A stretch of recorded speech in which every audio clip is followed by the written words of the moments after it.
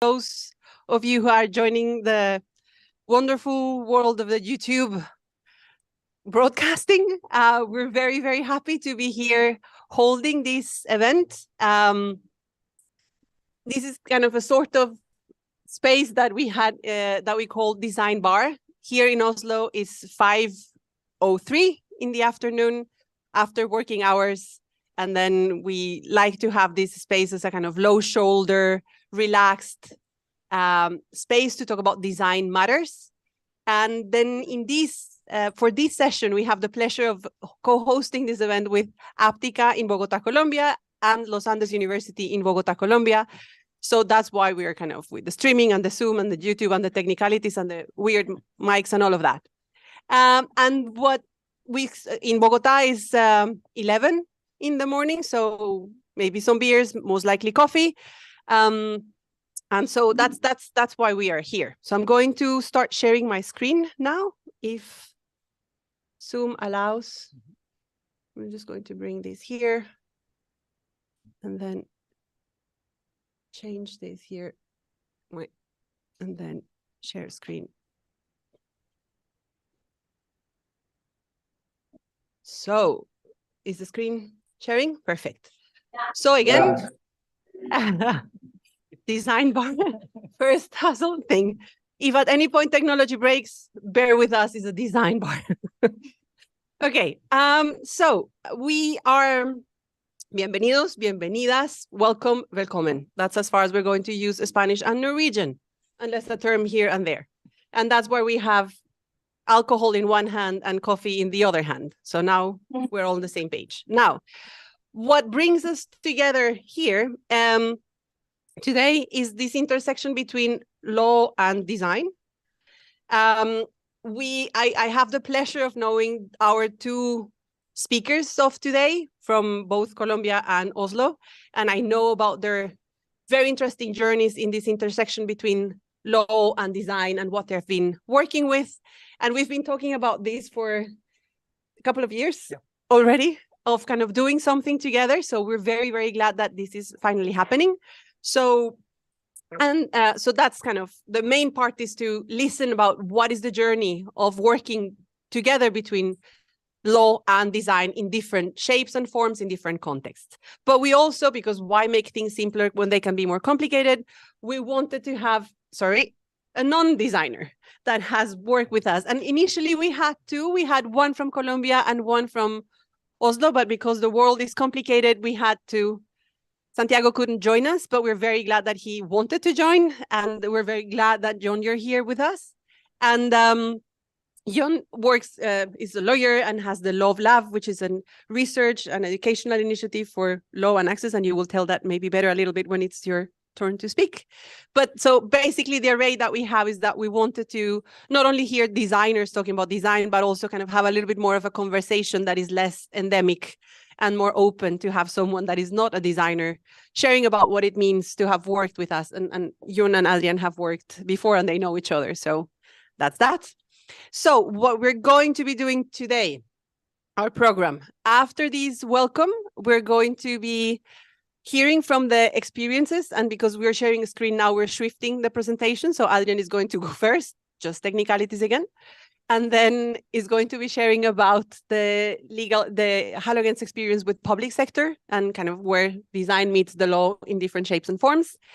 And then we're going to switch the screen sharing to Colombia, where Angelica, that is there, wave your hand, Angelica. There you go, she's Angelica. You are here not seeing, but you will see her later. Technicalities again. Angelica will be talking about design and law and legal design in Colombia. And after those presentations, each one is going to take around 20 minutes. We're going to open for a conversation between our guests and our speakers, where the idea is that kind of we hear a non-designer point of view of what it has been to work with them, and hopefully we can have a conversation among them. And last but not least, we're going to open the room for questions both here in Oslo and in Bogotá, and also the questions from our participants that are digital. And we hope to have a rich conversation based on that. And hopefully we're going to have more questions that we can handle. And if that is the case, our speakers have very graciously agreed on having an extra homework afterwards. So we're going to be, so conversation here, forgot to click. And then after that, we have questions from the participants. We're going to have, here we have in our room, we have Julia, who is going to be kind of choosing whose questions we're going to take. And then from Colombia, Angelica or Sebas are going to be picking the questions there, hopefully have an exchange. And after, if you feel that you had a question that comes to your mind afterwards, at least it happens to me that I get to the very interesting questions 2 hours after the conference is done. If you have that feeling, you can send me an email until midnight tomorrow, and we will compile all the questions, the ones from the audience here, the ones from the audience in Colombia, and the ones from YouTube, sort them in categories, and then that's extra homework from you and for you, Adrian and Angelica. And then we're going to share those because we're very interested in get this conversation going. And so after that, we're going to post our answers in our social media so that you can see them. I'm breathing now. I keep forgetting breathing. So that's the introduction. I hope you're comfortable. I'm again very, very thankful for all the different members here in Halogen and in Colombia that had helped this happen. It's a bit of a little monster. I hope you enjoyed the session. And then without further ado, I think the floor is yours. Okay. So this is the moment where sometimes in a physical room, you would feel natural to clap or something, but you can still do it. Let's switch place. Let's switch this one. So can I get a R wave from Angelica if you have sound? We have sound? You have sound? Yes, there's, you should, something, maybe I should speak louder, all right? I will. Yes. Okay, good. And also we will get to a point where we're relaxed and not so fidgety with the technical part, but since there's many ways of this failing, we are fidgeting a little bit. So I'm just looking, I'll use this clicker, right? Yeah. Let me see, this one, first check. Yes, wonderful.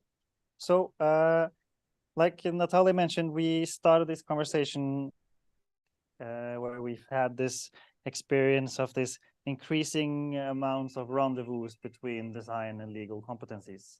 And we started having this conversation with Haptica, where the legal design field has sort of formed, and then towards the Norwegian setting where the legal design term is not really formed or made itself that visible yet.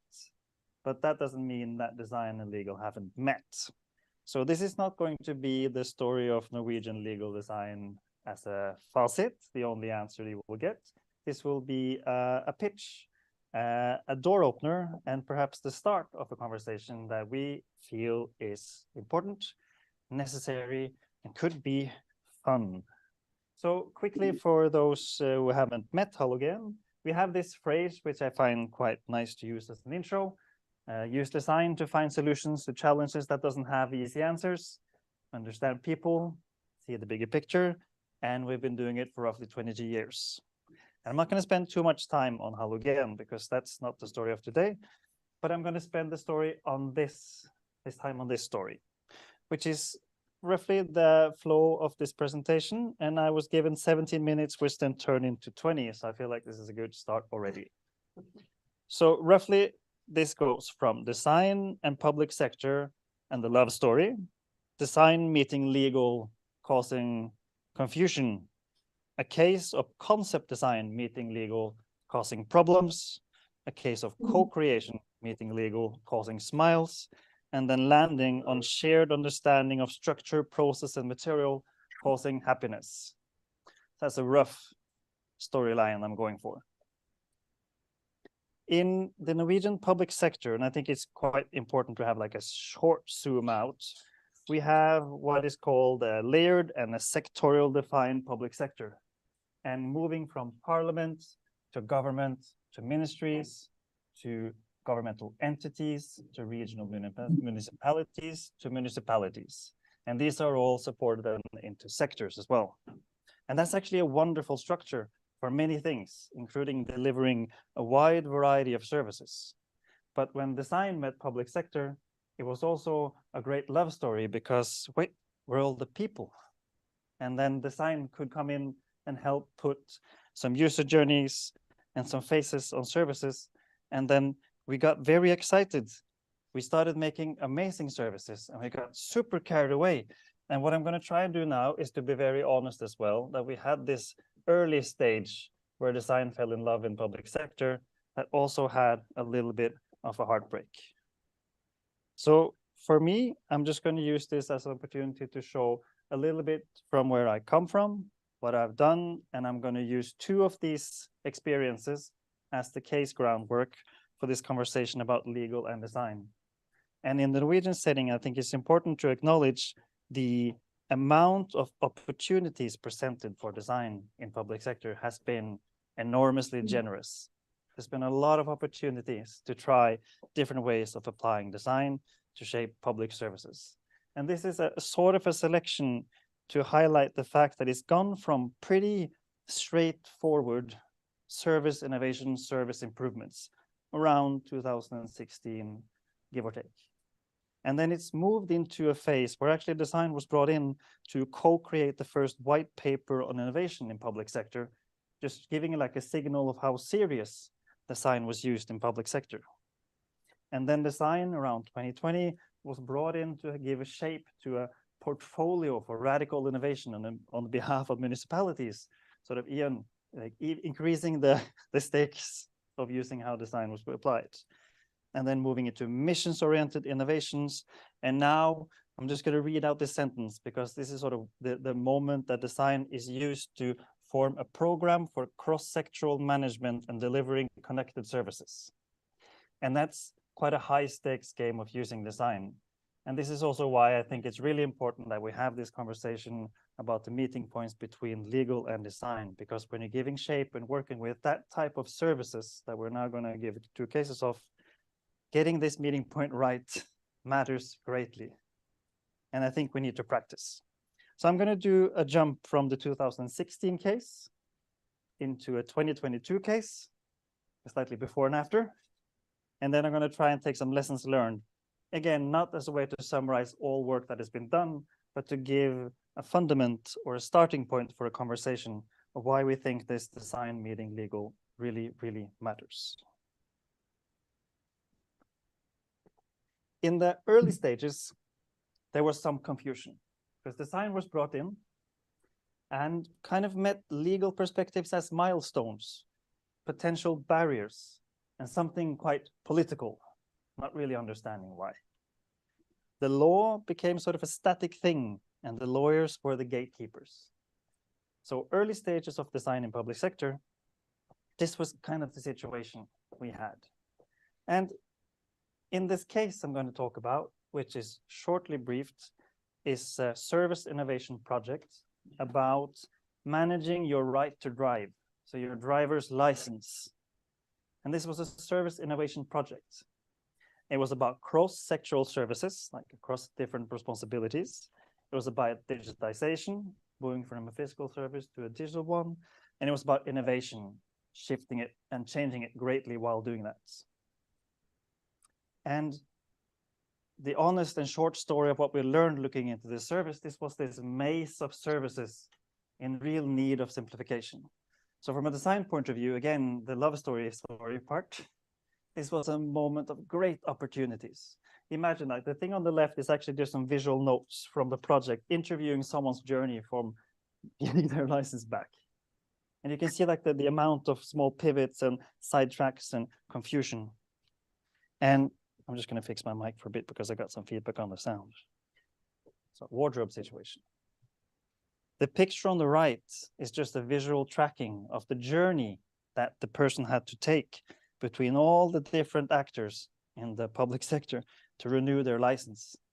And again, this was kind of on a, there was a really interesting place to be a designer, because the idea was on how can we simplify this? And we did. And we made this wonderful concept of how this could be very few steps and a lack of detours, just straight to the point, renew your license. And then we made these concepts and we wanted to sort of validate them from this legal competencies. Like, can you just tell us if this works? Can you accept this concept? And not really exploring the necessary capabilities of moving forward. Again, legal was seen as sort of a barrier. And the kind of awkward situation is that we got to go and not the no. So as designers, we made the concept and we pushed it further, and it looked really promising for a while until we had the realization that the process to adapt the legal consequences or to understand the legal consequences was a process we had not initiated properly. This is also why I use the image of this service being gatekeeper. This is actually the lawyer that helped us as well. And he came in a meeting, and I was very confused because he had some arguments I've never heard before, and he showed me a document I still don't fully understand. And I think this was sort of where we got things a little bit wrong, when it was seen as something different, something other. And between case one and the next case I'm going to talk about now, a lot of things happened as well as designers doing design. Among other things, norms and legal frameworks were established concerning GDPR, making suddenly everyone aware of legal issues. You had universal usability legislation to make sure that the services are possible to use for as many people as possible. And that also made legal sort of frameworks like really, really valuable for designers, because then suddenly just making things usable was something protected by law. And then you had clear language, also norms put into law. And that kind of pushed design toward legal considerations on a more frequent basis, leading to a very different climate. And I think this has been a really important point for the next case, which is a very current case, which is also a situation where we're working with the future governmental debt collection services. So it's even more cross-sectoral, even more things needing of digitization, and even more need of service innovation. And it's basically the very short story of this project is rethinking how the government gives out, receives back, or takes back money. So it's sort of the circle of cash, you must say, for the public sector. And in this context, we are working very differently than the previous projects. In this, we are co-creating with legal capabilities. So that means that the people-centric process and co-creation across different competencies is switching into a mode of not showing ideas, but working with prototypes together, getting the go, but also together making the no, and understanding how and what you need to do to actually make these services real, including understanding legal consequences and sometimes debunking legal understandings. Because to be honest, not that many people, including myself, know enough about the law to talk about the law. But these spaces are creating new conversations. So we have on the top right, we have service interaction interfaces, and we have code on the bottom right, and we have computer architecture on the bottom left. All of these things are made with legal competencies in the room. And that's putting us in a sort of a very different standards understanding. Like we are creating shared understanding of structure of law, process to change law, and what the law actually consists of. And I think that that shift has made a really huge impact in design's opportunity to not also propose changes, but make sure that they are actually delivered on. And in this situation, we're now sort of creating a wish list while co-creating with legal competencies. So some of the designers are sort of allowing themselves to make some wish lists. And one of the things on the wish lists we are now working on is like a legal material library. I'm going to try and bring it up in a conversation with John afterwards, because just understanding the different types of law makes a big difference if the only thing you know is law and design, and not really the levels and layers of law. But also to understand the legal processes, because if you put yourself in a position where you make an amazing concept, but you don't really know how to deliver on it, it usually entails some sort of a shift in the legal material. And how can you do that legal shift without sort of breaking democracy in the process? And also, we are working on the process and creating structures that allow for moments of co-creation. Because to be honest, there's a cascade of change coming to society, and many of these changes will be quite fundamental. This could be environmental and now financial, energy crisis. And some of these changes, when we respond to them and try to create a better situation, we need to make sure that we're not making better situations that sort of destroy the law at the same time. So you have to make sure that the sort of process of making the law that holds the society together is actually better bonded with the process that are now trying to make better services for society. And I think that sort of sets a little bit of the stage of where I think we are now, not necessarily as legal designers, but designers meeting legal competencies and some of the questions we perhaps want to bring in to that moving further. So that was the sort of the Oslo pitch. Thank you so much, Adrian. Yep. Is this mic working? So is this mic turning off? Yes, you can have it. Thank you very much. I'm going to stop sharing this screen here so that we can see the Zoom call on the other side. And where is the Zoom call now? And we're all yours, Angelica and Colombia, to hear your side of the story. Yeah, thank you. That was amazing, Adrian. And everyone here was taking pictures and taking notes. So thank you very much for that. So hello, everyone here from Colombia. I am Angelica Flechas. I am so glad to be here with this audience in live and with this audience online. And I am a lawyer and I am a designer. And I am also the proud founder of Háptica, which is a service design consultancy agency here in Colombia. And today I'm going to talk about what have we learned during our journey designing legal services. So let's begin with this beautiful journey. So we've been doing this for 8 years. And what we do here is transform people's lives with every single service that we do in our company and in every single project that we do. We not only work in Colombia, but also we work in Peru and Mexico, and it's been really, really amazing doing this. And also I want to thank Natalia, because you just listen, but you don't have like an idea of what she has in her mind. She was my teacher here in this university right away when I was doing design. And because of her, I am the designer who I am. So thank you, Natalia. And right now, also, I am in the law faculty, which means a lot to me. Like, it's emotional because I'm with Natalia, who was my designer teacher, like design teacher, which I love. But also, I'm in the law faculty, which is like the combined word for me. So thank you very much to the universe for this moment. But let's begin with the topic. So during this beautiful journey, we have gathered some learnings, and I would love to share all of that with you and with you. So let's begin with that. Let's begin. So first of all, I would love to talk a little bit about legal design. And to make that happen, this is really simple to explain.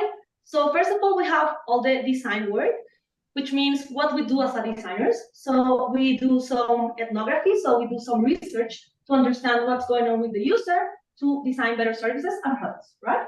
We conceptualize, we do some drawing, we do some prototypes. And why we do it? Because we want to create a better world for the final user. And as lawyers, also I'm a lawyer here, and we want to analyze and manage the legal risk. What's going to happen at the end, right? And why we do it? Because we want to control what's going to happen. Because we want to prevent what's going to happen at the end. And this means that these two words are really apart. But it shouldn't be that way. These two words can be combined because both of them are part of the experience of the people. And we can combine them. So I'm going to show you how we do it. I'm not only a designer, I'm a service designer. So what is a service? A service is a story, and you can design that story, designing all the touch points that are part of that story. You can design a person, you can design a channel, you can design a space, you can design every single component of that story. So you will say, okay, and that what means for me as a legal designer? What can means is this, that you can design a legal service design. You can do that. You can think about as a lawyer, and when you are a lawyer, you are delivering a service. but you never hear that. So how many of you here in this room are lawyers? Can you tell me? Or you're going to be a lawyer? And when you were going to law school, people told you you are going to deliver a service. Sorry, guys, you are going to. And that service is going to be designed. It's possible to design that. You can design the way that you speak, the way that you speak, the way that you behave, the way that you dress, the way that you deliver your email, how long, how short, to make that life of the final user even better. Of course, it is really important to have really good component in your mind, that you have to know the rules, the law, right? But also the delivery is important. And that's the way that design can make the final delivery better. And that's why we do legal service design here, because we want to create a holistic vision, a holistic version of this legal touchpoint that is going to be at the end, at the life of this final user. And some of you didn't plan to be at this room. I'm going to tell you some of it, people in Oslo. I was outside of this room, and I gathered some students. Like I told them, you have to be here in this room. Can you say me? I was one of them. Yeah, you. And I'm sure that you are here because you have to be here. You have to listen to this. And you're going to be a better lawyer after this, I'm sure. Not because I'm telling you, but because you're going to realize that you can design the way that you're going to deliver your service. So what we do, how we do it. So we have a method. First, we sell our product. Then we discover what's going on with that service, with that legal service. Then we analyze what's going on with that service, and we try to find which are the opportunities during that service. Then we co-create, as Adrian told us, how we can create a better legal service at the end. Then we prototype the final idea, and at the end, we create an implementation of that final service. So I'm going to show you little learnings of every single moment, because we're not perfect.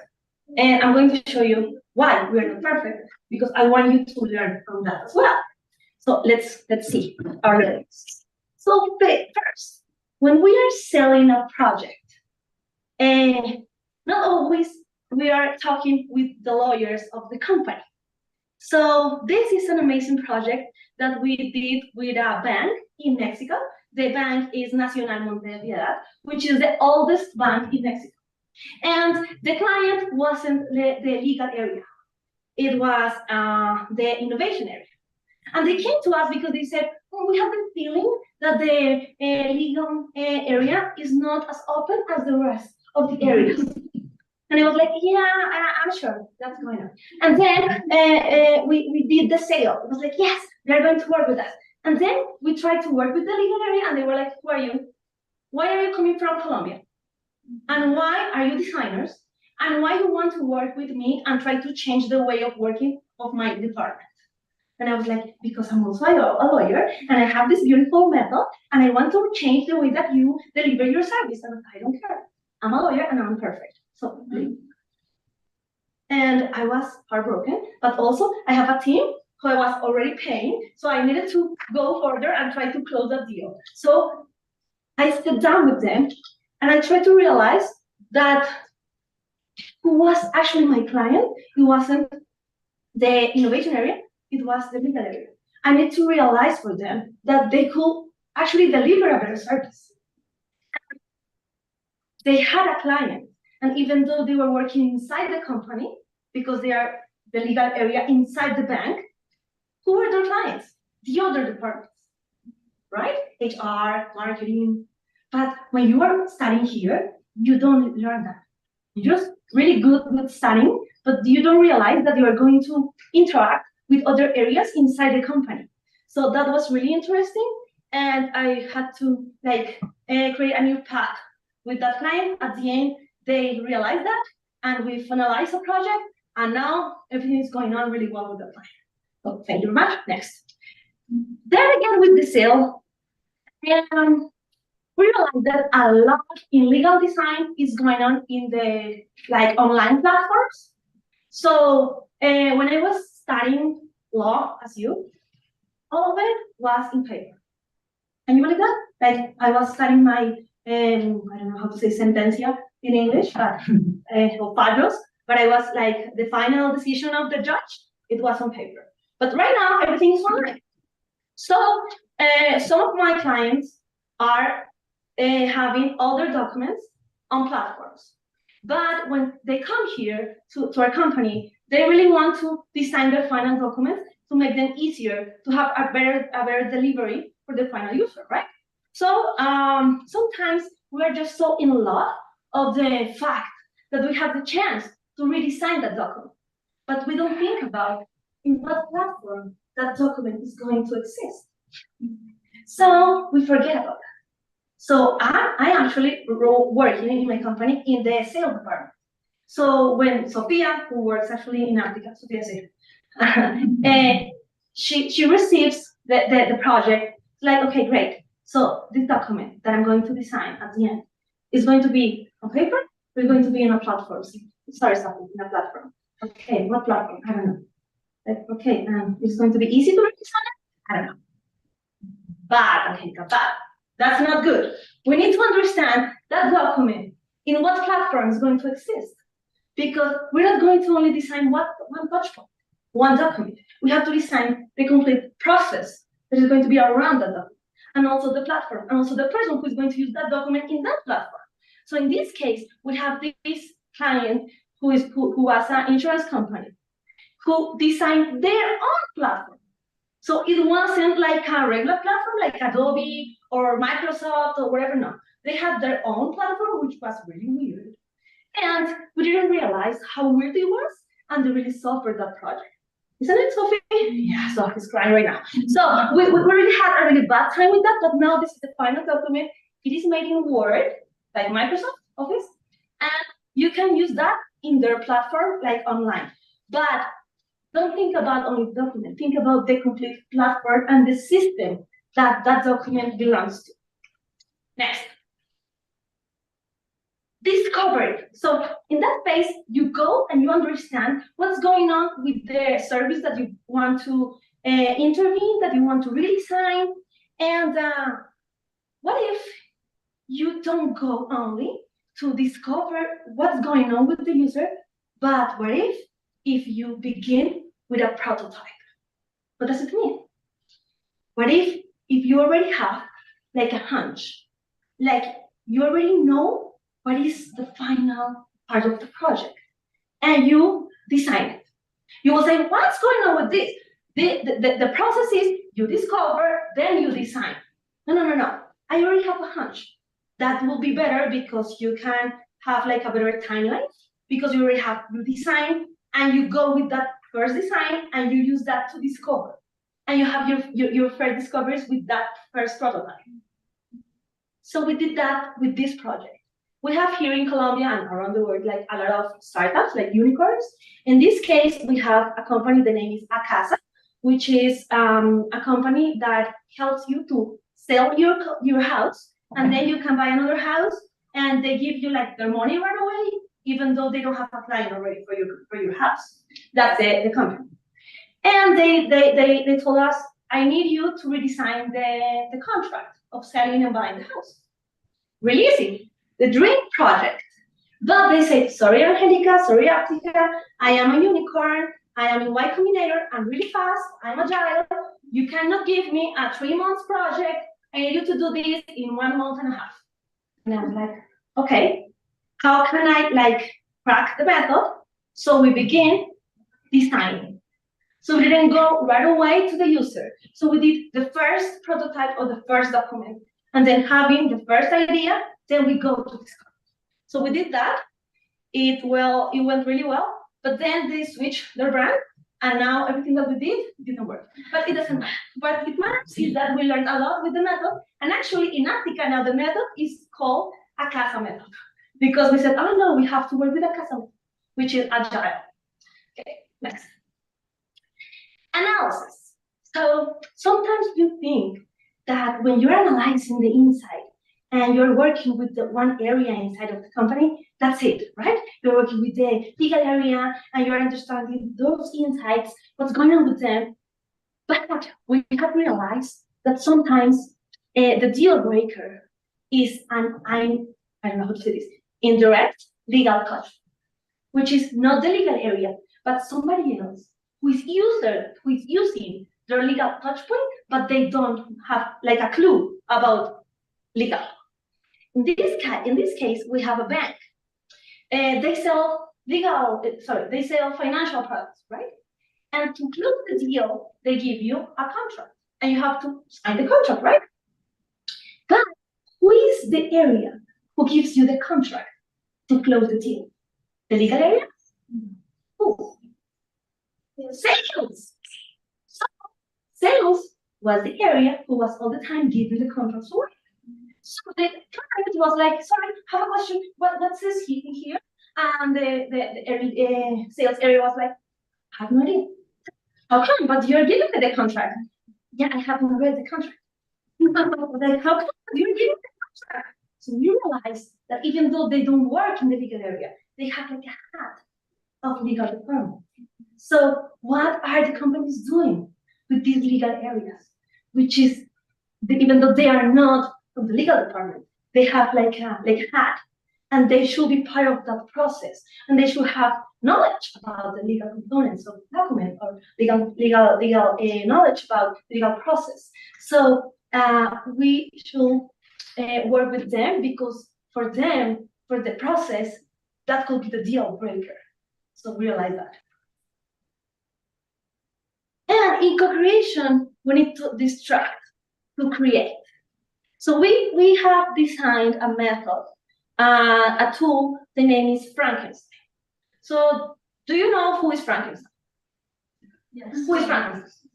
Like a creature, I don't know, like a monster, who is created by some, like a zombie, right? Yeah, like a parts. Yeah, it's made of parts, right?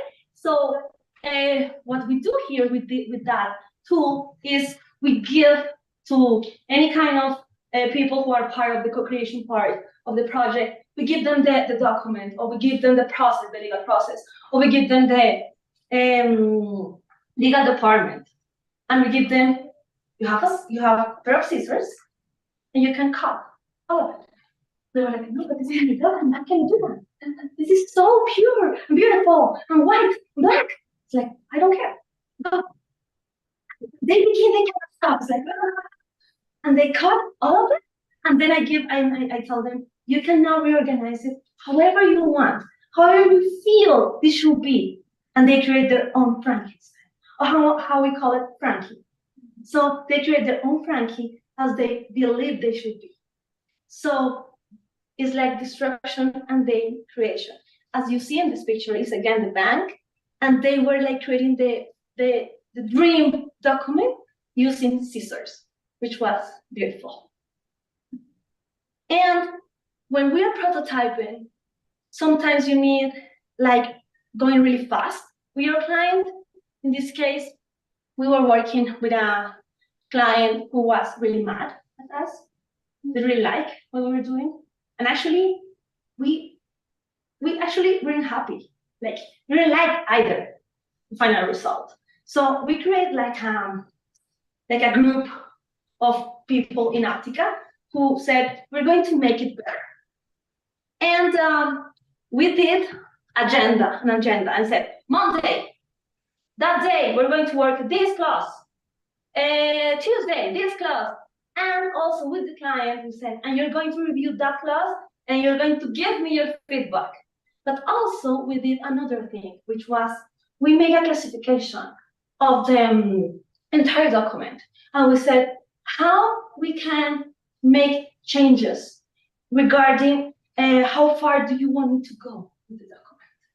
So the client at the beginning was like, no, you cannot change that. No, you cannot change that. No, Angelica. And I was like, but you are not giving me like space to change what as well. You're not liking what I'm doing. But like, yeah, let's try to find a middle point. So what we did is we create like these categories, which was X, F, M, and L. So X, F, not like I cannot change like anything. F, I love it. M, more. L, like all of it. And we did that with the entire document. So we combined the categories with the agenda. So we began to work like with a machine. So Monday we have an S and an M. We send them to the client and say, okay.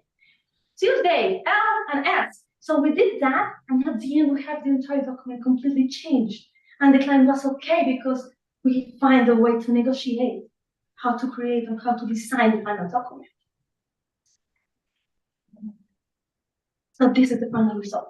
This was an XS, an S, an M, and L. Can you see the large? Because it has like illustration and everything, but the XS was like more conservative.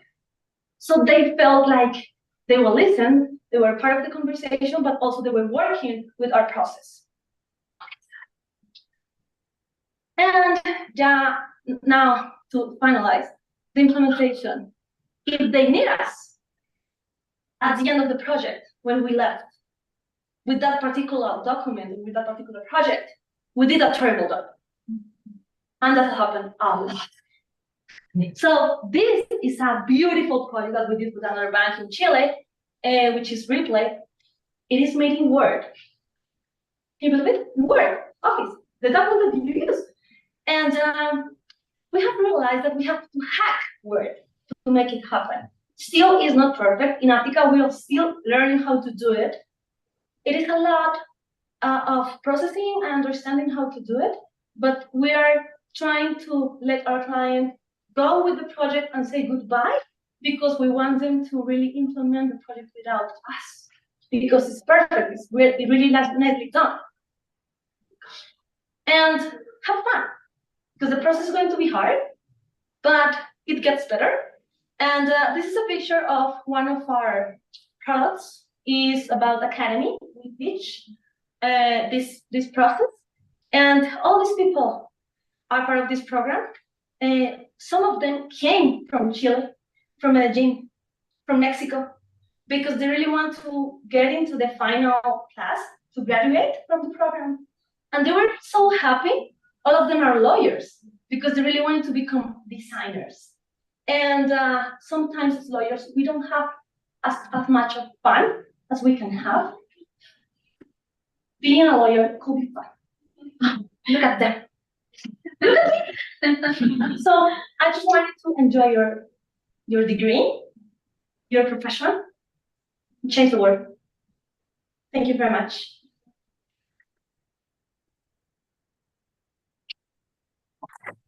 And join here, there, my own here. Wonderful, Angelica. Thank you so much for this very inspiring presentation. Wait, I'm going to be here. In the camera. So now we move to the conversation with our host. You're going to have that because it's going to be mainly between you two. So I'm going to give the mic to Yun, and maybe you want to do a little introduction and then start the conversation between Oslo and Colombia about these matters. Should we try to keep it a bit closer? Because I speak very loud. There you go.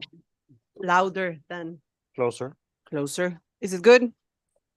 Someone. Yes. Perfect. Perfect. Good. Yes. Could I touch this?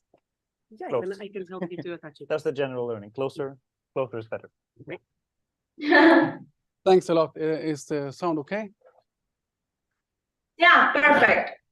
Yeah, We can thanks. hear you. Gracias. So thank you for the invitation. I'm kind of the odd bird out here. It's unexpected to hear design and law together mentioned in the same sentence. But it's not really that surprising, because really lawyers are also designers, but we don't focus so much on the design part of law. So just to introduce myself, I'm, as it was said, I'm head of the Law Lab, the legislation lab at our faculty. It's not that big. I have ambitions for it to be big, but for the time being, it's not that big. It's a place for innovation and experimentation with law and legislation in particular. And I have students writing public studies with bills, with proposals for new legislations, and I do it in a way that mimics the reality. So they write a report that we call the law students' public reports, which mimics the Norwegian public reports, the NOU. And the law students, they gather facts, they analyze facts, they do value the judgments, they write legislation, and they say how this legislation is to be implemented and what kind of consequences the legislation will have. And they do it on, and they are asked by real-life actors to do that, from the Norwegian welfare authorities, Red Cross, the World Wildlife Foundation, and some others, for instance, municipalities. So they are really writing real reports. And when we started out this project, I thought of it as a simulation, because I didn't suspect that the students in a short period of time, 3 months, in a 10 points subject, which is a third of a semester, a third of a half year, that they were able to produce something of value. But it turned out that they did. And that was because they were innovative and they were able to design new law without boundaries and without kind of being stuck to how it has been done for some time. And another aspect with the law lab, which is very important, is that the law students work together with what we call administration informatics or informatics. It's public informatics. It's a genuine Norwegian subject, but it's a combination of knowledge about the administration and informatics, and also with language students and with the students of criminology and legal sociology. So this cross-fertilization between different subjects and different student groups is vital. So why Law Lab? Law Lab is because I come from a tradition, or I view myself as a lawmaker rather than a law interpreter. I have been working in the government for several years, writing a law, creating law, designing law. I have been part of law commissions, chairing law commissions, and been member of law commissions, designing law. For me, it's about how to make law as much as how to interpret law. Unfortunately, at the law faculty, we teach law primarily, and very clearly primarily, from the perspective of what is the law. So you have to interpret sources of law. For instance, legislation, a contract, a treaty, statutes, regulation. But what I try to teach students is how to write a legislation, write regulation, write contract, write even a treaty. Some students some years ago wrote a proposition for a global plastic treaty. And now the UN is negotiating a global plastic treaty, and they did it on behalf of World Wildlife Foundation as a part of the process to make a global treaty. So this design aspect of law is very, very important. So law is about designing a huge system. It's a huge structure designed over time, deliberately, in order to change and to maintain society. It is designed organically in different time spans by different people, shifting governments, and it is built on certain profound values, as for instance, not everybody is to the design. The overarching design is made by the legislator, which is chosen by the people. So in order to ensure democracy, we have to respect some of the design structures that are set at the top. The constitution, the legislation, and then we come down further down the vertical structure of the legal system, which is not the lawyer's system, it's the legal system, which is the system of the people, which is the system of everybody. And we come down the vertical structure, and we have contracts, and we have, even you can write contracts here, which is a part of the legal system. And those bits and parts of this system, some of them are very static and very hard to change. Very hard to change. Some of the parts in this system, this is designed to last a century. And it's very hard to even manipulate it a little bit. And why? Because sometimes somebody wants to change it and we don't want them to change it.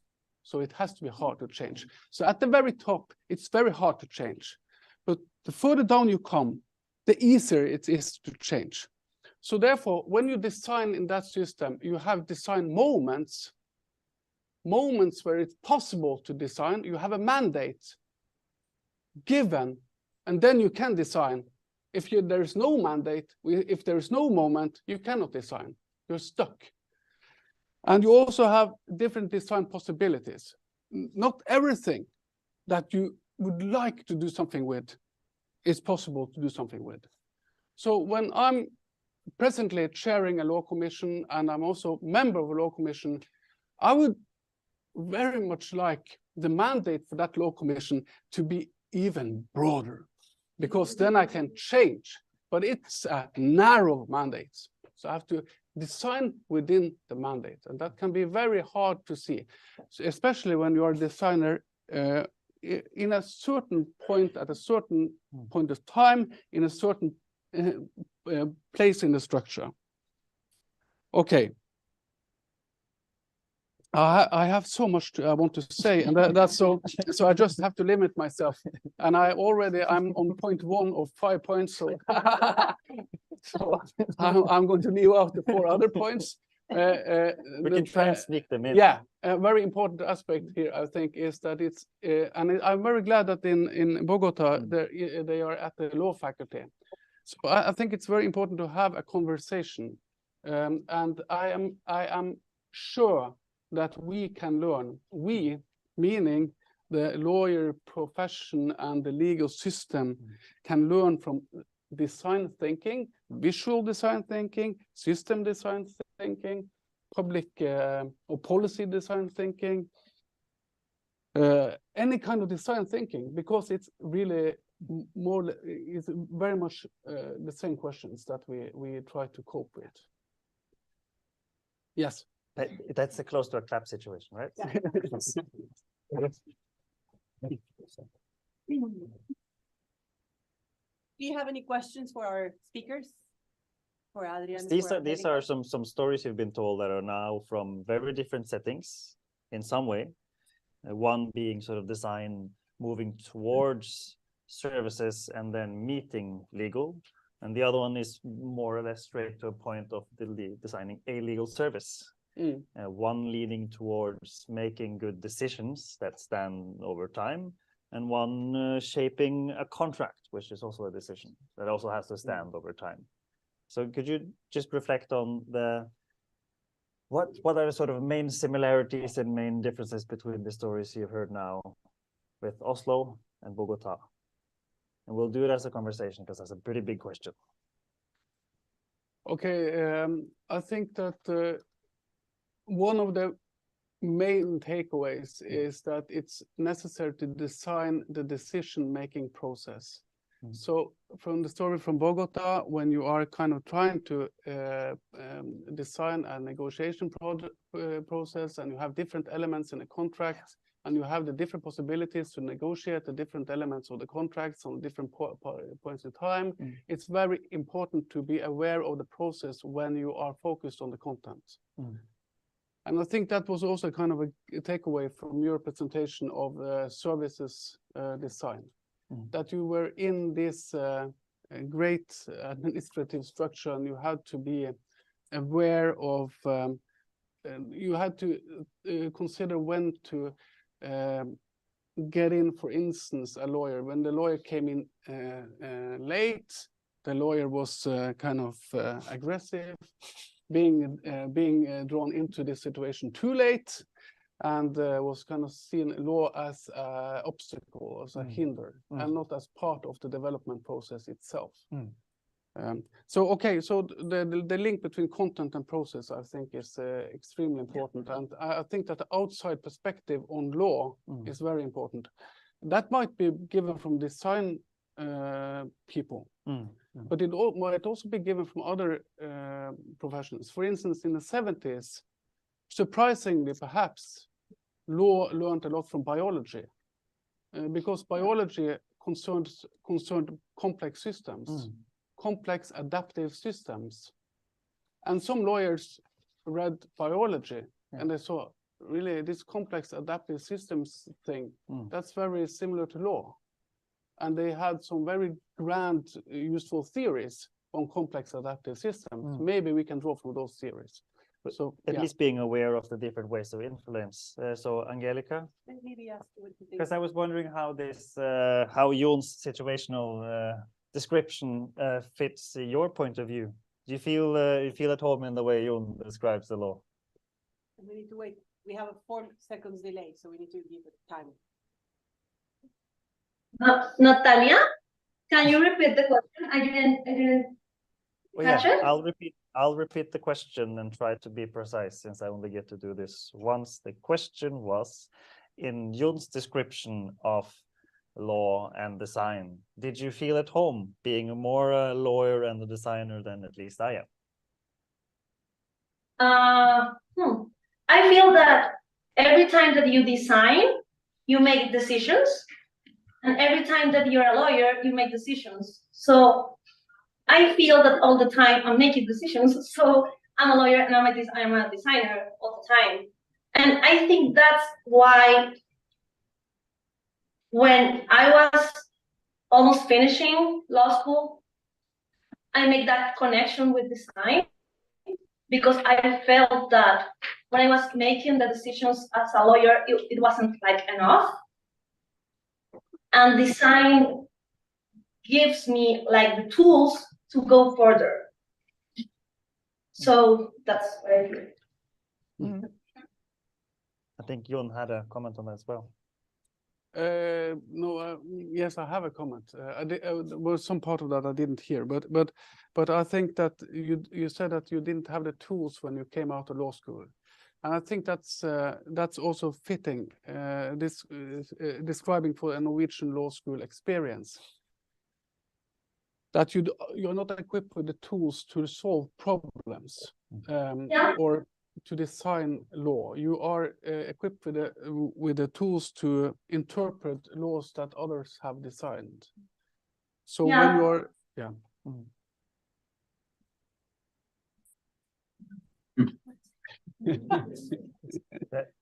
The wonderful joys of slight delay. For everyone who is tired of Teams meeting, this is welcome back.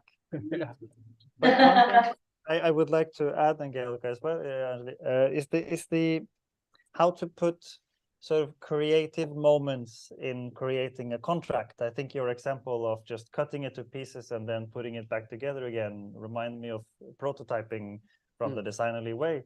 And I think this is sort of a great contribution.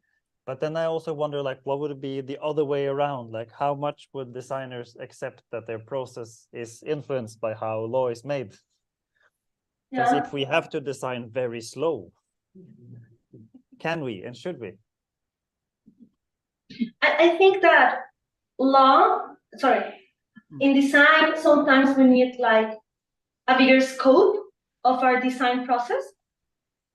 In the law process, as a lawyer, the first thing that you do is to check which is the legal system of your project, because you don't want to be illegal, right?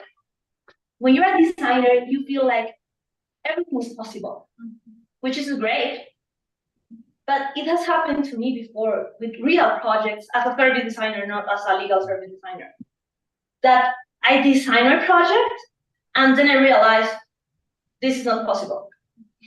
Because there is a regulation that says that mothers cannot take their kids when they are, 2 months old after they are born, after the hospital, just for an example. So sometimes as a designer, we need like a bigger structure of the ecosystem that we are intervening. And when you're a lawyer, you are really careful with that, because you are working with a legal system all the time. So I think that will be something that we can learn from law as a designer, I could say. Because I think you're bringing up an excellent point, because and one I was trying to connect to earlier, and I'll do an attempt, which is when you're especially designing for public services, there are some limitations that are there for a reason. And you mentioned like some changes that we maybe don't want to happen too quickly because the consequence will be there for a long time. It could be environmental changes. So I'm just wondering, maybe you could reflect on like what if we had to start the conversation on the legal framework for public sector, intro guide for designers, where should we start? Because obviously there's a need for designers to understand that the framework, the bigger picture that Angelica described, knowing of as a lawyer. I think it's important to understand that law is part of the service you are making. So it's not just the frames, it's the building blocks and the framework. And the law is not something exterior to the process or to the, it's something integral, and it's not something that the lawyers alone work with. It's something that you are working with. It's more or less the clay that you are forming in a project. And I also think it's very important to be aware of timing. When is it possible to do something? And also the second best opportunities, or not searching for the optimal opportunities, because you never reach them when you're in public sector. It doesn't happen. And that's because it's a political process, and the optimal solution is viewed differently over time. So what's optimal 3 years ago is not viewed as optimal now, because the political circumstances are different. So it's so complex. It's not designing. It's not an easy design process. So I think we're moving closer to the point where we will try to use the room and people that actually exist to ask questions. Looking at you guys and also looking to Bogotá. So should we check? Do you have any? So who's the first one I should ask? Is it Julia, or is it? Do I go straight to asking to the camera? I think we can leave maybe Bogotá ask questions first. If you have any questions in the room. Did you hear me? Yeah. Okay, I'm going to interact with my audience. So, Good. Do you have any questions?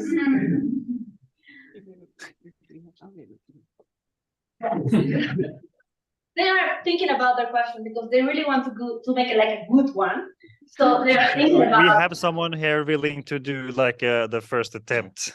Should we just break the ice? We have 2 hands. Oslo, go first. Okay, so we're going first. So I'm moving. You're not going to see the person due to GDPR, but you're going to hear her voice. So here we are. Hello, my name is Nina, and I work at the Norwegian Ministry of Industry and Trade and Fisheries. So I work with creating law, and we have all these structures when we create law. We have this law of technique. We have this, we have these ways we go forward, and you have the structure of the NOU, and it's very systematically built when we're creating. So I'm just asking, where does the design come in and the innovation come in? So yeah. Okay. So I guess that's a question for both Adrian and you in our room. So actually, I know very well the law of technique, which was mentioned. I was 15 years ago. I was responsible for the kind of the instructions for law of technique in the Ministry of Justice, and this is a typical part of law being very.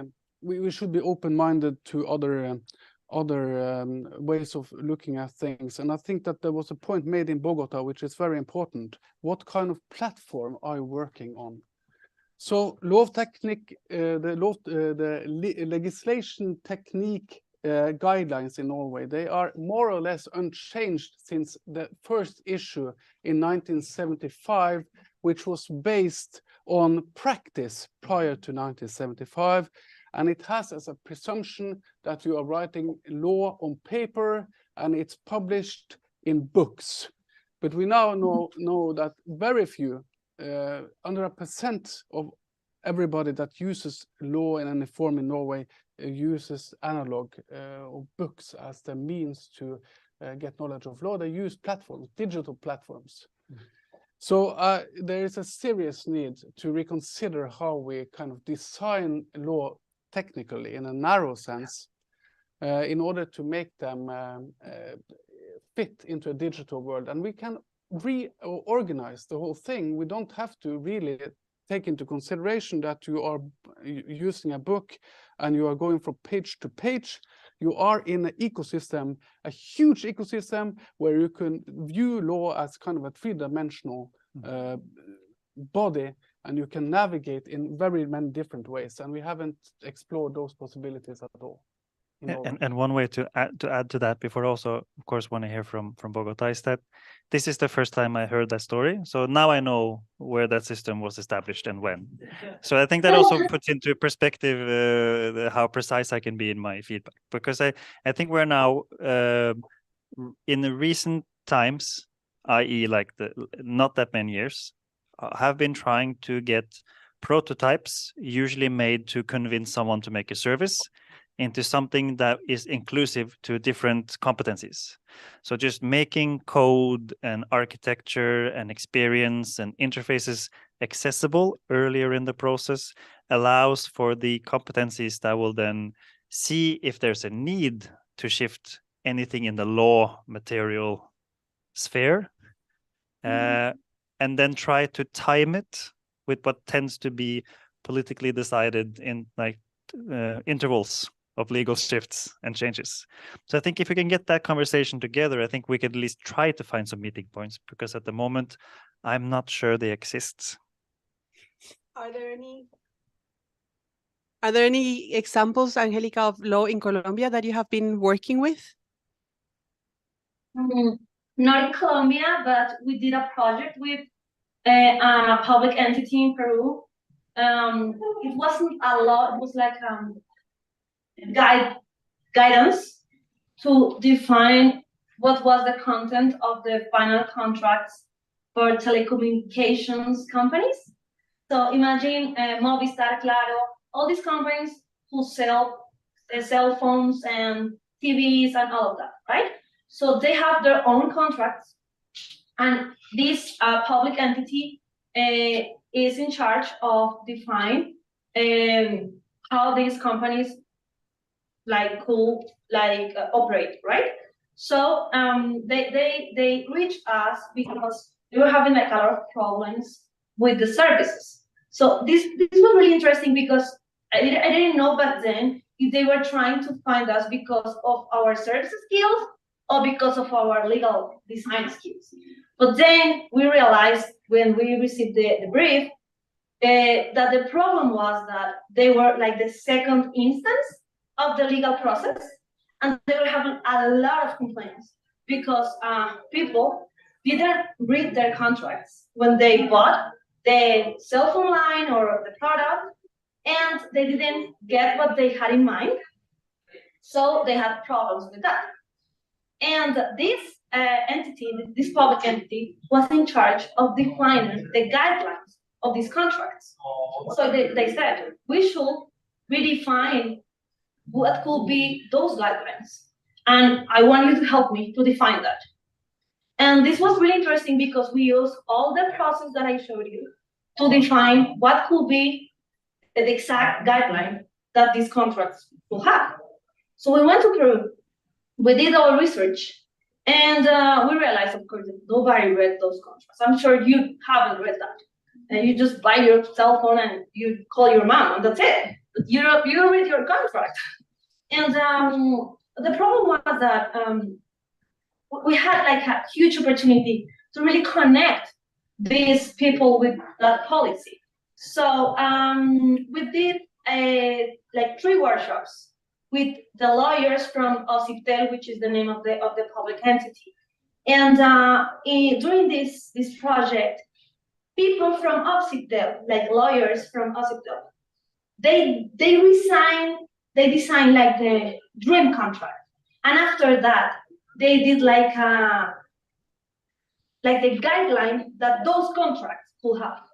And that was how we create like a public policy in Peru. And right now, all the contracts for all the companies look the same, have the same component, because we think about people, think about what they would like to have, what they don't need on those contracts, and that was the final result. But we prototype the final result, which was the final contract, with real users.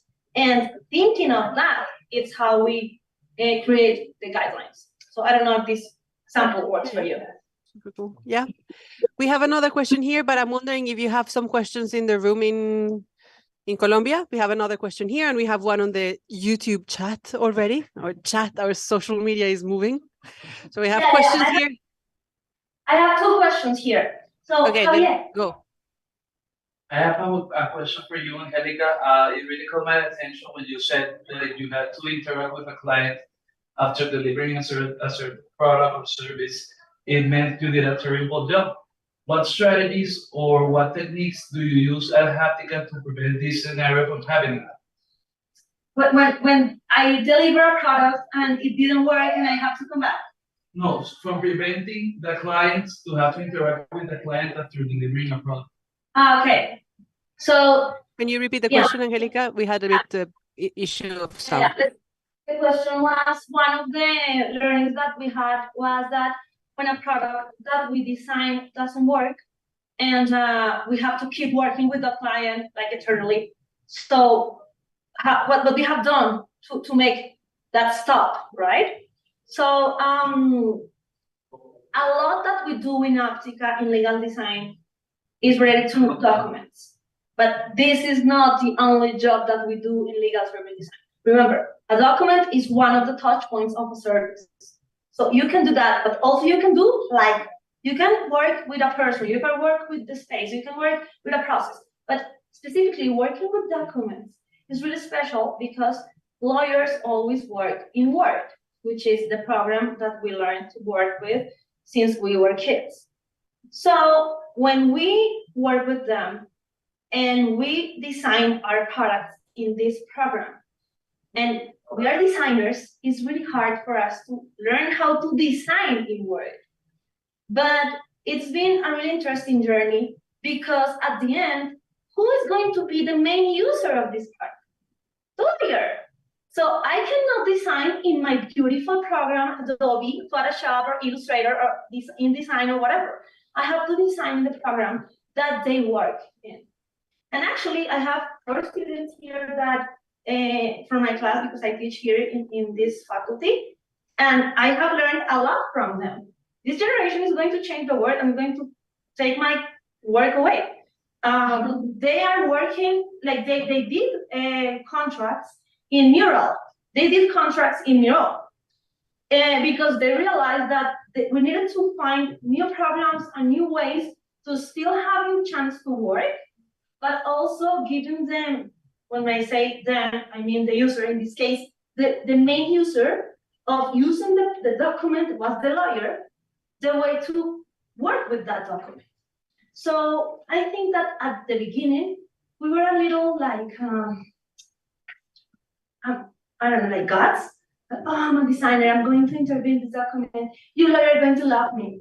But I didn't realize that this lawyer is going to hate me because he's going to try to work with that document and he's going to have the design skills to work in that program. So that's how we have to learn how to work their program, which was Word. And for sure, we're having a really bad time in Háptica learning how to do that. But we are designing processes, we are designing methods. For example, here Sophia is working in a plain language method because we want them to really feel like we have designed for them, which is really interesting because at the beginning of the method, we were only thinking about the final user, which was the user that was going to sign the document.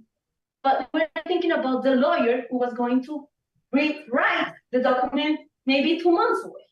So I don't know if that explains. But can I add like a comment on that example? Because I think it's really important, and maybe also add on back to the question asked earlier, is that a lot of design concepts, the honest story of the design concept was also that it lived in a format very far away from all the formats being used to make decisions about the concept. And that was a very long bridge to make. That's also why I'm looking at Heidi in the audience, because she was part of that, making that bridge, because there was a very long bridge between the service designer's way of looking at the world and then the lawyer's way of describing it and making that decision into a document that would be binding and stand on its own feet. And I think that bridge making is also where at least the design point of view needs to also give away some of that material control and work on formats that are new. I don't know if you want to jump in, or should we approach questions? I can just say very short that I didn't emphasize the use of prototypes. And I think that to experimental legislation, and to make lacunas in the legislation that opens up for experimentation is quite important. So in Lovlab, these small student-written pieces of legislation is a kind of a prototype, because they are written as if they were a part of a real-life legislative process, and you can look at it, and you can try it out in your head, and you can see if this is something that could work. Okay, I'm going to move now to the second question that we have here in the room in Oslo. Okay. Thank you. First, I just want to say I love the fact that this event is happening. It's long overdue, and I'm glad you're bringing these two subjects together. So far, we've heard a bit about how you can use design and law to make better legal services, how you can combine them to make better services that are very legally regulated, and even use the methods to design laws. But I think there's a fourth, very possibly more interesting space as well. That starts with the recognition that what law and design both have in common is behavioral change, at least if you look at the making of the law aspect of it. And where I think there's a fascinating, very fertile ground for collaboration is the recognition that most people who aren't lawyers aren't really guided by the law. They're guided by their perception of the law. And in that, I think lies an interesting question to your challenge about how you begin to combine law without destroying democracy, is that you can change people's behavior according to law without actually changing the law. And if you see many social problems in Norway, I think there's a tendency to think, go a bit too quickly from the observation that our laws aren't working the way we intended to. Therefore, we have to rewrite the laws rather than exploring that space that maybe it's been misunderstood. Maybe there are other ways of shaping the interaction of the law and so on. So my question is, do you have any reflections about that space? And if so, where would one possibly begin to do something fun about it? Okay, so we have Jun raised his hand first. So I'm going to go Jun, and then Angelica, you go, and then Adrian goes. That's a very good point. I agree. That was actually my second talking point. I didn't get You should have had the lecture. So, but I agree very much that design is a conscious intervention in the world in order to change behavior or change something, and that's also law. And behavioral change is vital to law. If you want to change something in society with law, the means you do it, the mode of changing the world is through behavioral change. So if the law is not able to influence behavior, it will not work as intended. So it's a crucial part. And I also agree with you that it's the perception of law is often more important than the law itself, or I will see it as a part of the law. So what perception of law you create in society is part of the legislative process. And often you can see the Nordic legislative model is kind of the overarching principle legislation, goal-seeking legislation, and you adjust with lower down in the hierarchy. And you observe behavior and you adjust. And I agree that it's often mistaken to change the law when you don't see the wanted behavior. And that's a common mistake. So that's also but behavioral change, and that's also, if you look at the vocabulary, the buzzwords of recent theories like nudge, Carl Sunstein and Richard Thaler, behavioral law and economics, and all those kind of the new theories of behavioral change, they talk about choice architecture. So the architecture of choice, they use the vocabulary from design. Angelica, any reaction on your end on this topic?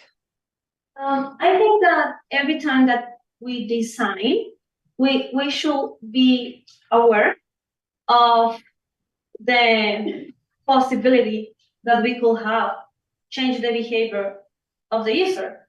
For example, if I design a pair of heels, the user is going to change that behavior of walking. It's going to walk slower or weirdly. So I think that applies to any kind of design.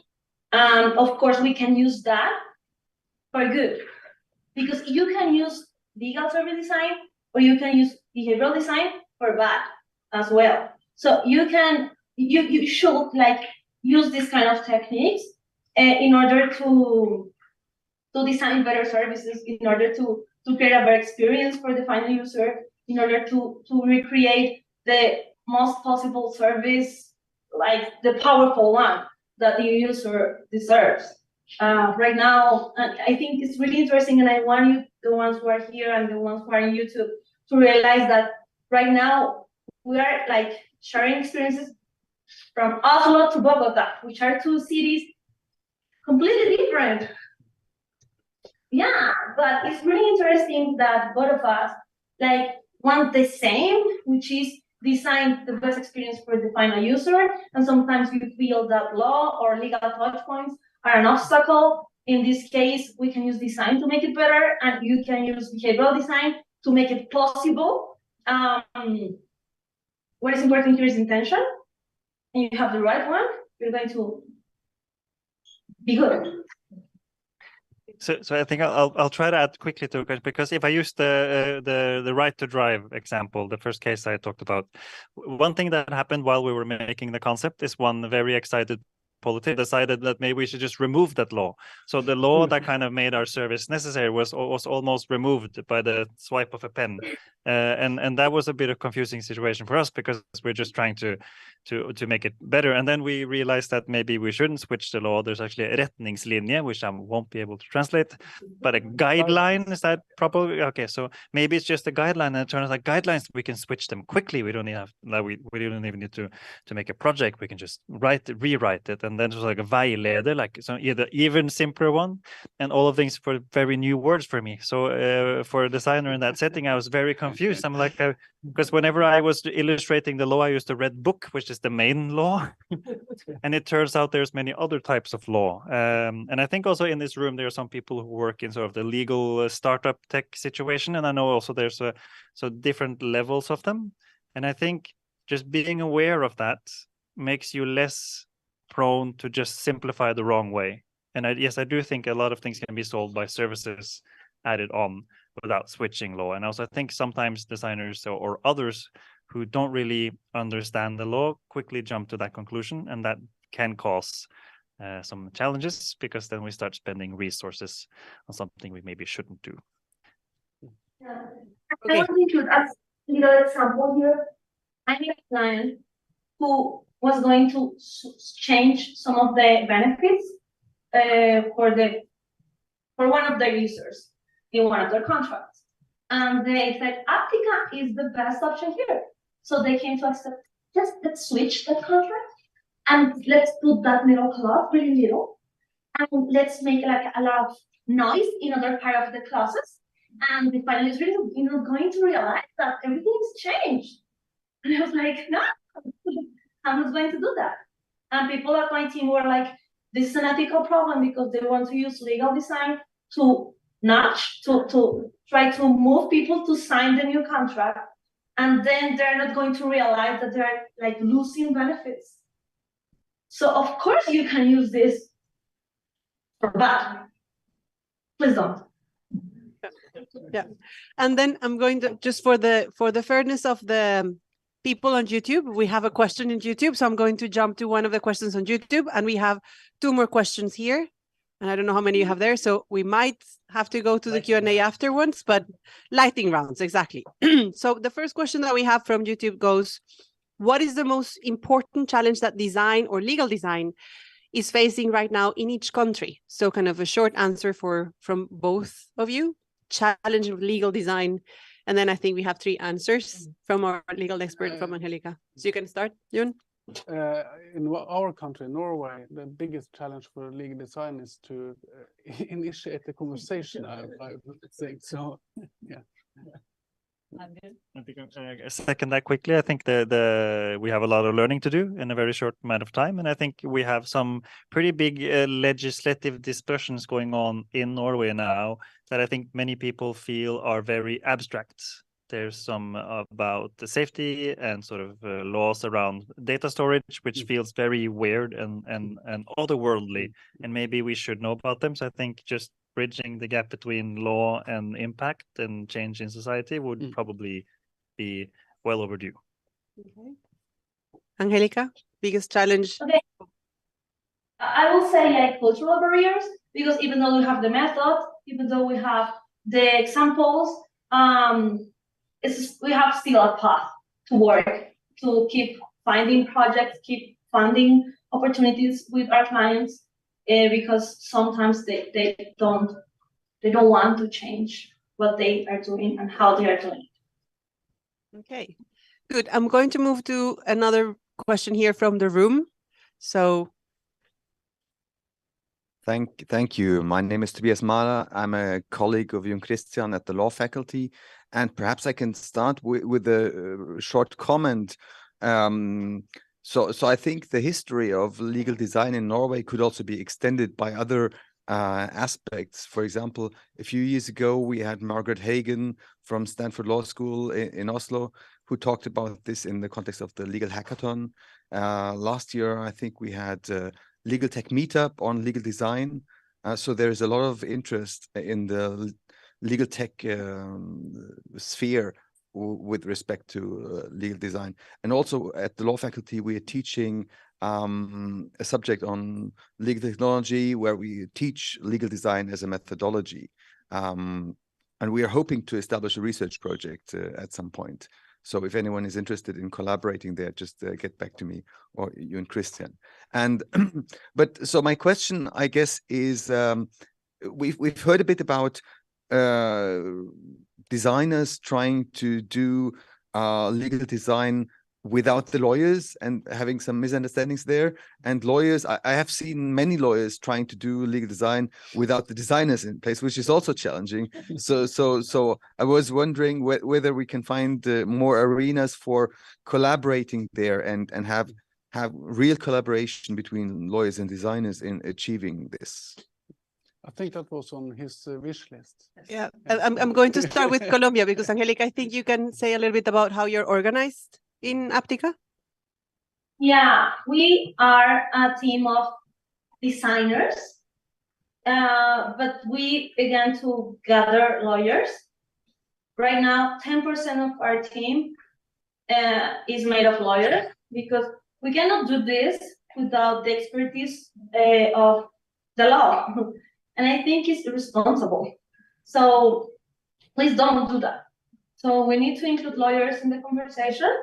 And when I'm teaching lawyers this method, of course, I'm giving them the tools, and we have Canva, and we have another project, and we have like a lot of graphic tools and prototyping tools, which are online. But I'm all the time like showing them that there are like there's like expertise in the market that we have like for our part to work with. So I don't think that a lawyer cannot do this by himself or by herself, but I think it's going to be always better if they work as a team. In my case, for example, Sofia, who leads the team of lawyers in Háptica, she always works with another designer who is the leader of the designers, and always the project has lawyers and designers to be really like careful with the method and careful with the design and the legal system in order to have like the better product at the end. So the short version is that from my end, I'm also happy when you gather people in the bar. So this is, you guys are in the bar now.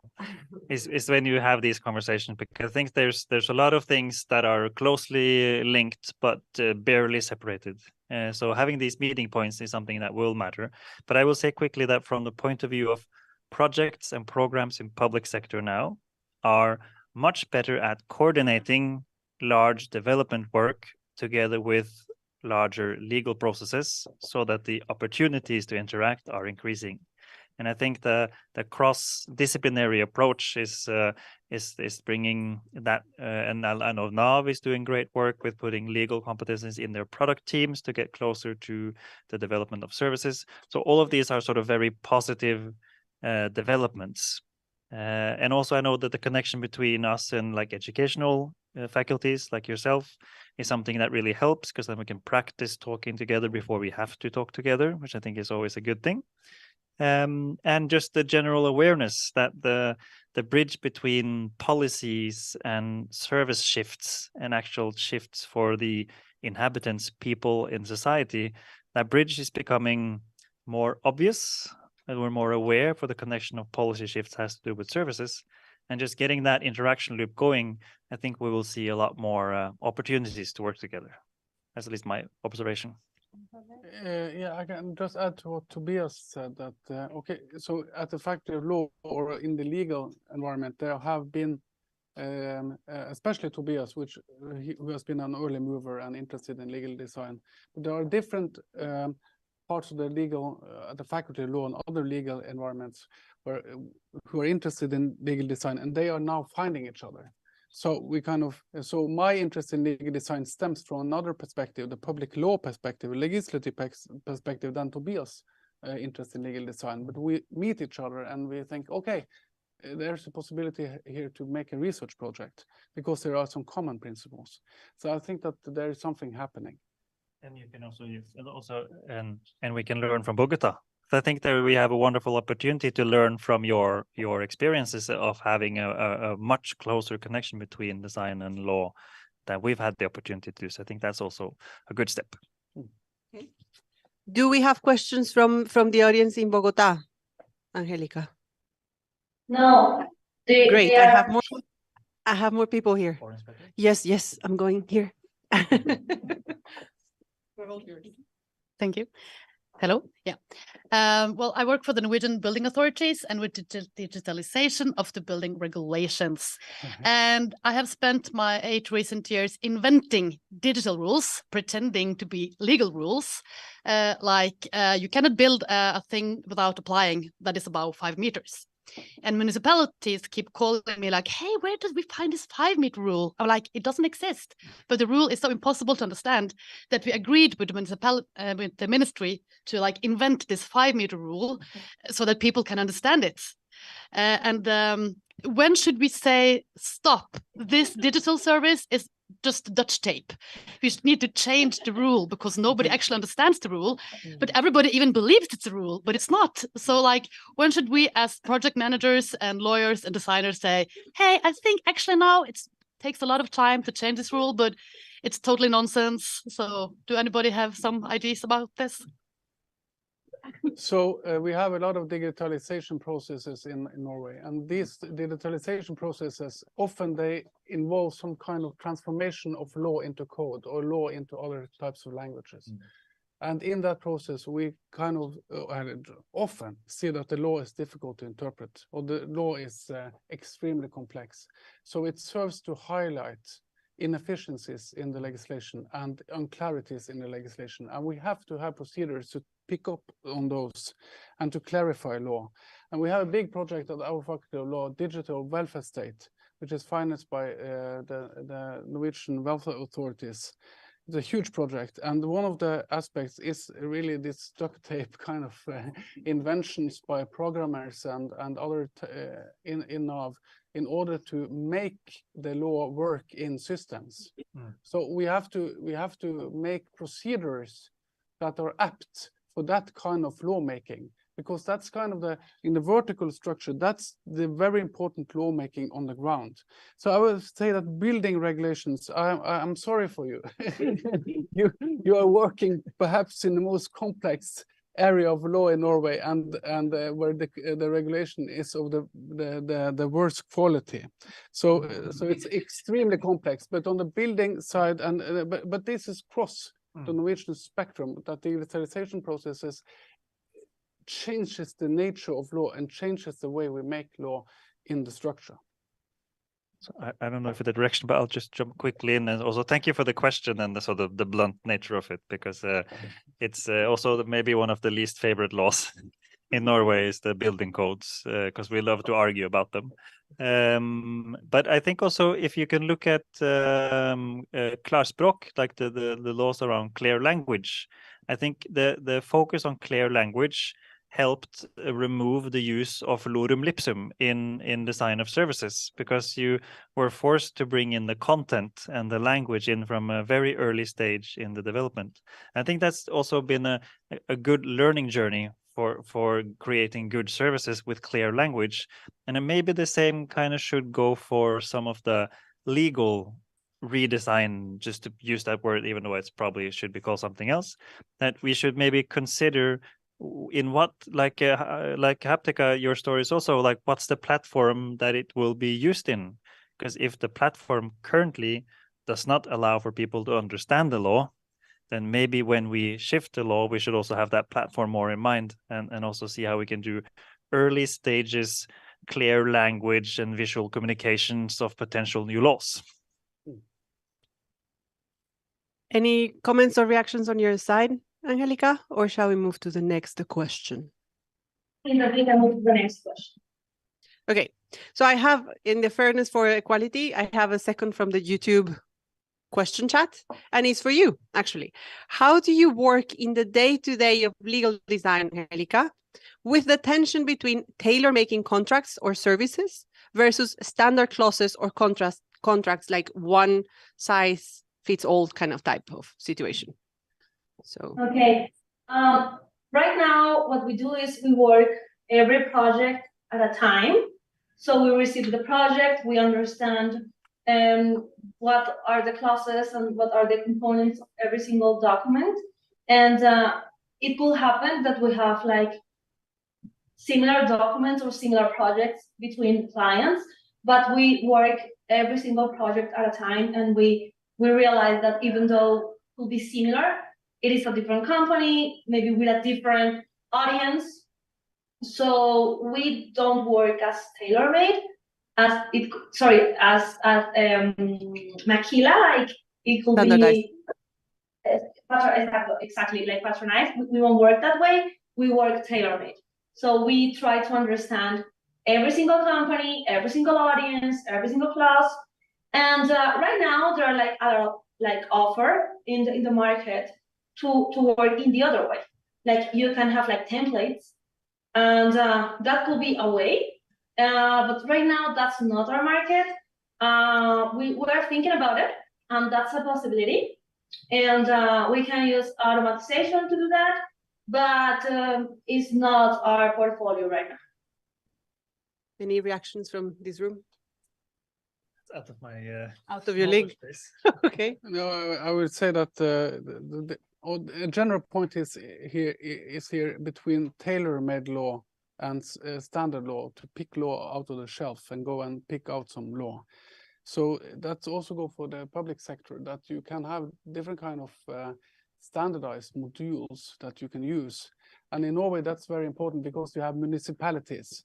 And in Norway, municipalities are very important, and there are over 400 of them, and they are the main makers of public law in Norway. And we tend to forget that they are the main makers of public law. And what are the municipalities supposed to do? Are they going to make tailor-made law, or are they going to take out some kind of standard law that somebody offers them? So yeah, and it could be said a lot about that, but it's a different strategy to use to tailor-make for somebody, and then to pick out some standard solutions. So I'm moving to the question here on the back. Are you still having a question? Yep. Okay, I'm coming to you with the mic. So Natalia and I had a project a while. Oh yeah, my name is Kevin. I work at Halogen. Natalia and I had a project a while back where we were working with metaphors together with the company, and there was this and we were working with this metaphor about space and space travel. And this one person was telling her story, and she pointed at this she was from the legal department, and she used the sun as a metaphor for where she was in the organization, because she said that she's like the sun because she's lighting the way for where you can step and you can't step, in a way. I thought that was such a nice metaphor for talking about law. And a lot of times I think with design, we're thinking about sort of probing into the dark instead of digging a little bit and turning around stones. And for me, it seems like this, I mean, this must be like a match made in heaven. So I think, why hasn't design and law come together before? Like, why is, it seems like a long time coming in a way. So what are the reasons why design and law haven't collaborated closer before? And what can we do about it? Go, Angelica. I think to shift the order. I think it's a really, really good question. And actually, when I was studying law and then I began to take design classes, I was actually taking classes with Natalia. And I remember that I was reading the legal decisions, hearing Spanish sentencias. I was thinking about why is this so long? Why this is so hard to understand? Just say yes and no, and that's it. And yeah, I think it's like a lot of ego of our profession. And I say it with love because my father is a lawyer, my mother is a lawyer. And when I ask him anything, like, Dad, can we do this? Yeah, let's have to say this and that. And the law, let's take a book. And he opens the book and begins to read book. And it's like, there's like a lot of pride related to being a lawyer. And I feel that this always has been in a box that only lawyers have. So we have this amazing box, and if we share it with somebody else, misses like a price in the market. And design is something that can translate everything. And when I began with Háptica, I began to work with health industry, and I was translating the health industry for patients. And then I began to work with the financial industry, and I began to translate the financial industry. But what was weird is, even though I was a lawyer, I didn't thought about it because it was like, that's a box. I cannot open that box. But then it was like so natural because I was working in the financial sector and I was working in services for them. And I realized that a lot of the problems of those services were the legal touch points. So I really wanted to redesign those services, but I couldn't do it if I didn't touch those legal touch points. So I feel it's something about the cult that we have for the legal industry. And think about our professors. Like, not all of them are open to this.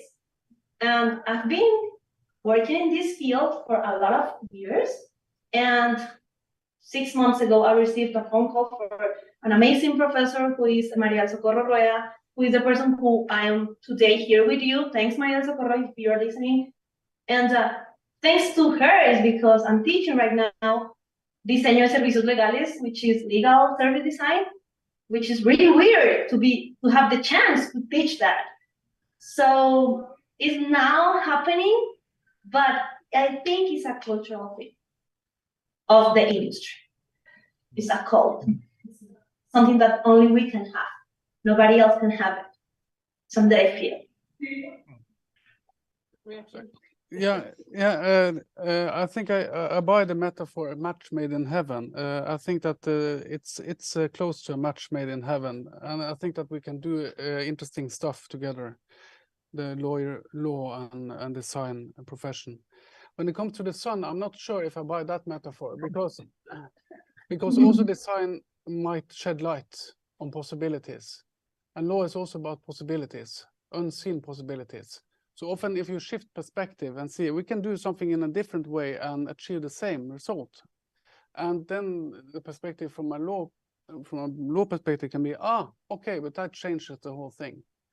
So which kind of solutions we might have to a problem, which will also cast light on what kind of law is relevant.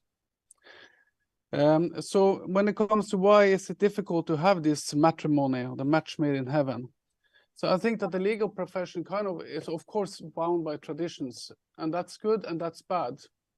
So we touch on some of the bad aspects of it, but there are also certain institutionalized aspects of it, which is very good. So if things go very wrong in society, the stubbornness of lawyers are often perceived as quite good.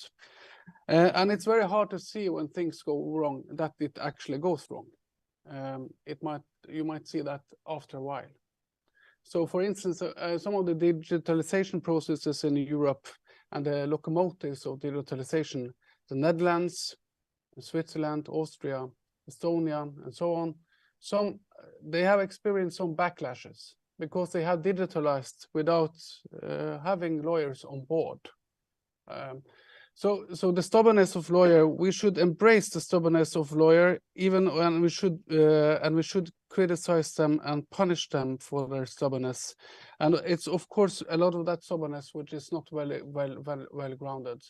And one of the aspects of the lawyer's stubbornness is kind of the platform issue, which was made, that we are kind of stubbornly thinking of law as something that we write on paper and not open up for.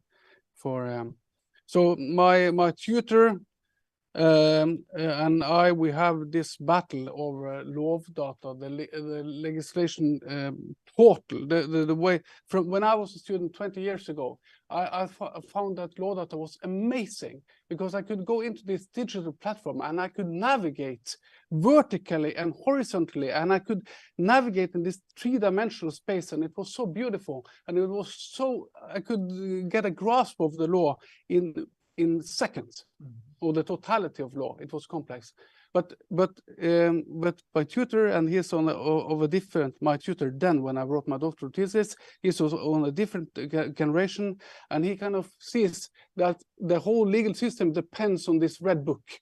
That we don't have it anymore, because the students don't want it. So nobody is going to buy it. So we lost it 3 years ago, and that was a catastrophe, thought the elder generation and some of my own generation. I don't think it was a catastrophe. I think it was very good that we were forced to realize that law is communicated to digital platforms. And not on behalf of all designers, but just myself. I think also what you don't know, you don't look for. So I think a lot of designers aren't trained to know anything about laws. We don't look for that part. And I think it's just in recent time that this thing has been made visible as a material. And so that's one of the biases of design, of not knowing. Hence the importance of this meeting, that we're going to close with one last question from this side before I ask our speakers and hosts to make some final remarks so that we can close on time. But we have one last question here that you're going to answer swiftly. Yes, answer it swiftly, and thank you. It would be a shame not to ask this question with this panel, because my name is Tobias. I'm a law student. I have the best part-time job ever. I am a legal services developer. What the fuck? And when I took a couple of design subjects earlier in my life, I'm not that old. They spoke of design materials and thinking of even like more abstract things like technology. And now I've come to realize law as design materials the same way so that you would think of bricks and Legos and stuff like that. And I wanted to ask the panel if you've experienced some new or cool ways to use law as a design material and not just blocks of text on Word or even on paper.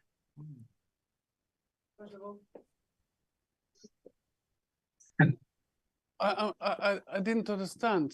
I think I agree. It's a very interesting question, but I'm not sure if I understand what you mean by design material apart from. Are you thinking of visualization or kind of built-in law? Those are some new ways. Yeah. Okay. Some of the city regulation. We have a project, for instance, in Lovlab with a Nivel regulator. It's a digital regulation company, and what they do is that they internalize law in vehicles. It might be a bicycle, and that you don't have to relate to law because your vehicle does it for you. So you cannot drive more faster than 10 miles per hour, or you cannot park in a different zone because the vehicle doesn't allow you to. And I think that we will have a lot of built-in law in different ways, in fishing vessels, in transportational systems all over, autonomous vehicles that. Or semi-autonomous vehicles are one aspect. So, yeah. The swift answer would be, I would love to see more. because I think my current sort of crush has been people representing the law and being amazing people to co-create with, and some use of visualization, which I think helps. So he made some models for me that explains the difference between Grundlov and the rest, which was very useful because I didn't know. So I think that, but I think also a really quick one is that it's really useful to think of it as technologies that enable something. Because I think then that makes it more accessible for a co-creative setting together with people who maybe have digital infrastructure or bricks. So yes, I would love to see more. Oh yeah, Angelica.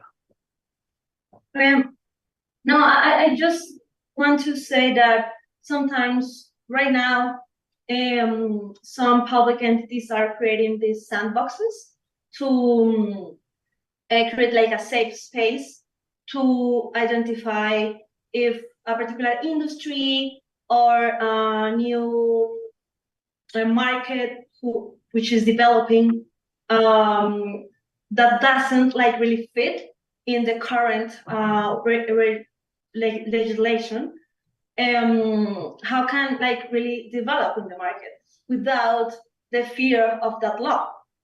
And I think that that is a way of prototyping of how that company or how that new industry can create a market, can create like a new option for employees and everything. And then law appears and says, okay, what could be the regulation? So I think that could be another example that could be interesting here.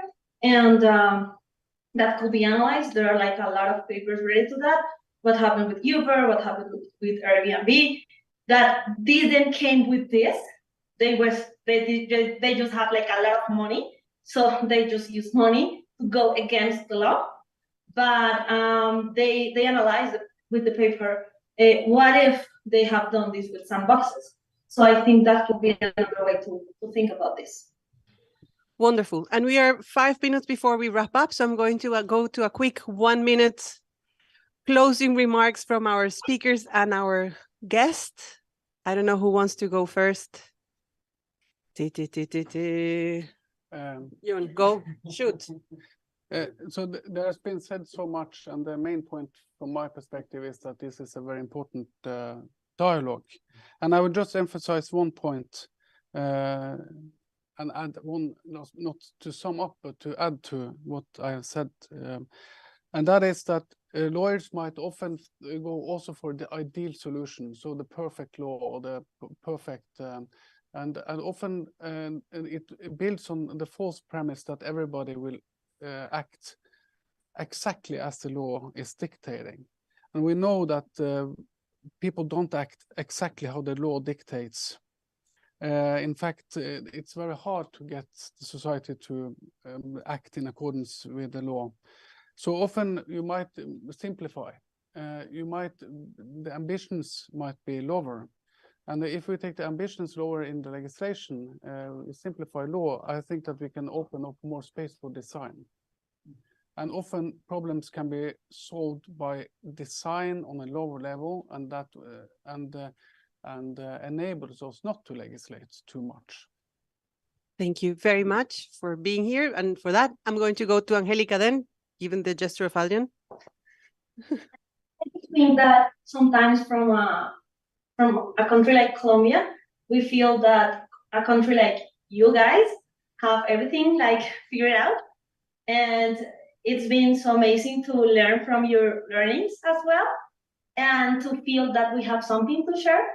So this has been really, really nice. And I just want to say that the best legal service is done outside your office, outside your desk, outside your notebook, or your iPad, because now you're so digital. And we need to go outside and really talk with the user of that regulation. It seems simple, but they don't do it. So if we begin to do it, things are going to change.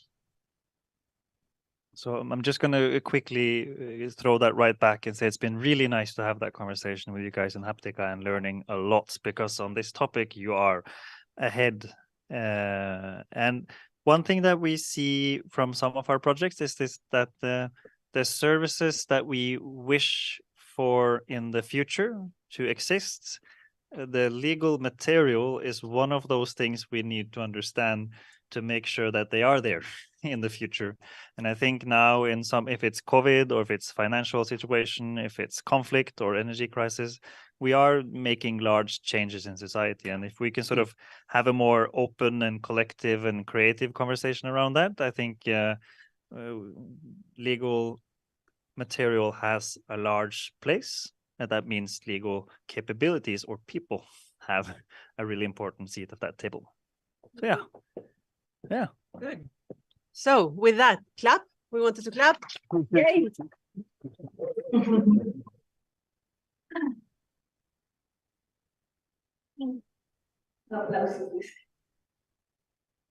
Thank you all very much.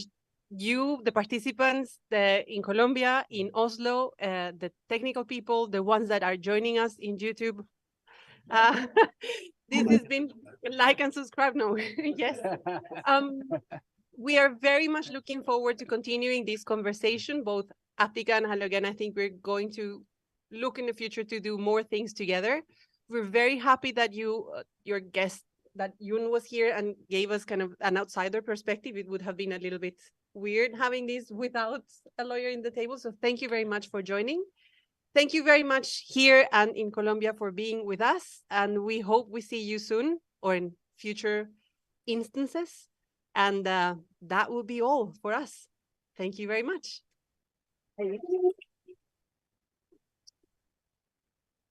Angelica, thank you. Bye, thank you. Thumbs up? It's over. That's the weird thing. I don't know. Bye.